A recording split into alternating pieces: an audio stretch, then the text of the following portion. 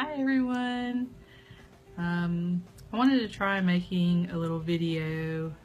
This is my studio, my office, where I work, and I just wanted to, I don't know, share some stuff, talk about some things that, maybe I haven't shared before.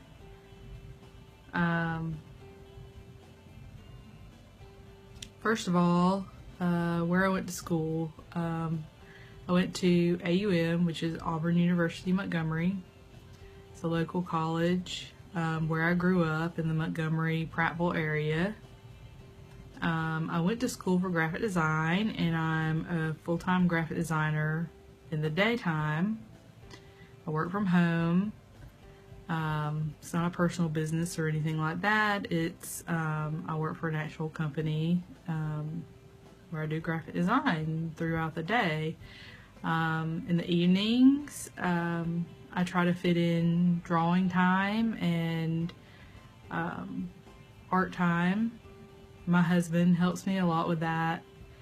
We have a little boy who is about to be 2 years old, and he is hitting that, it's not three-danger, terrible twos age. But I don't think he's very terrible. I think he's pretty awesome. He's just getting into everything and wanting to know about everything, and he's able to reach things off of counters and stuff like that. But anyway, I wanted to share with you some of the things that I use to create art. A lot of people confuse my art with watercolors since I've been using color inks, but I don't actually use watercolor. I use ink. I like these. These are pretty cool looking. Show them to you. See? They have cool little bottles. That's Winsor Newton ink, and it's permanent ink, and it's pretty, I don't know, very concentrated liquid ink. So you basically add water to it. I mean, you can use it straight, or you can add water to it to dilute it a little bit and to spread it around your paper. I just recently started using watercolor paper because it's just so sturdy, and I love how it feels, and I love how my cross-hatching ink looks on it. So you have to make sure that you're using the right side of the paper. Otherwise, it can make it even more difficult to draw on. But basically, my little drawings I've been doing, they start out kind of like this. Very simple, not much detail, just a general idea. Don't add all of the details and all the things that might go into it later.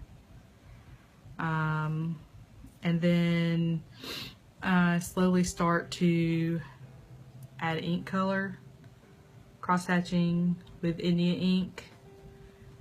Just over the top of it. Sometimes the drawings change. They don't necessarily stay the way they started out. This is probably going to change quite a bit. I've actually added like some fern.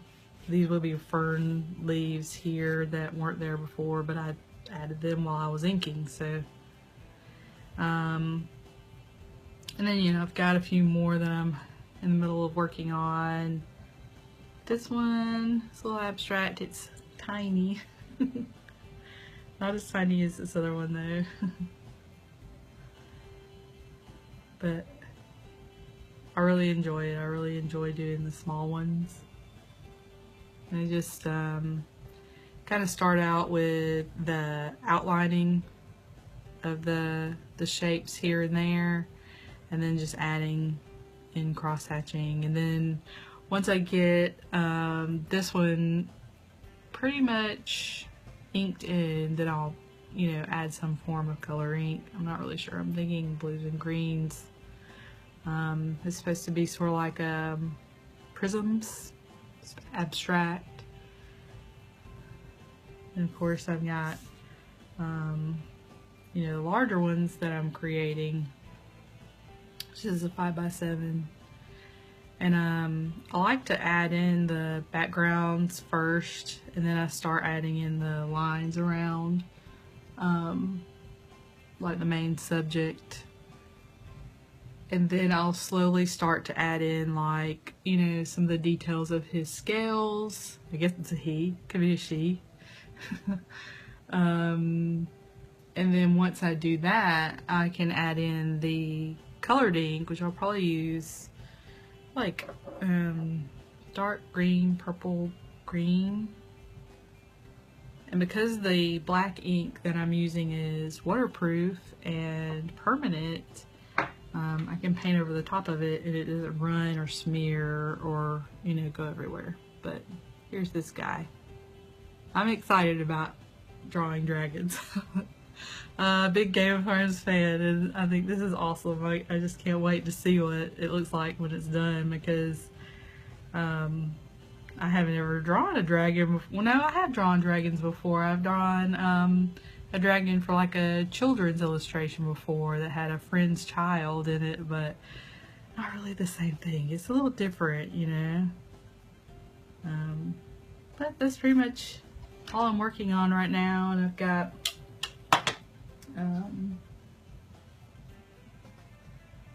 a lot of things already drawn out. These are all abstracts that I'll be using here and there in my 100 days. And that's pretty much it. Try to think if there's anything else. Anyway, maybe I'll post some more again later. Thanks for watching. Bye.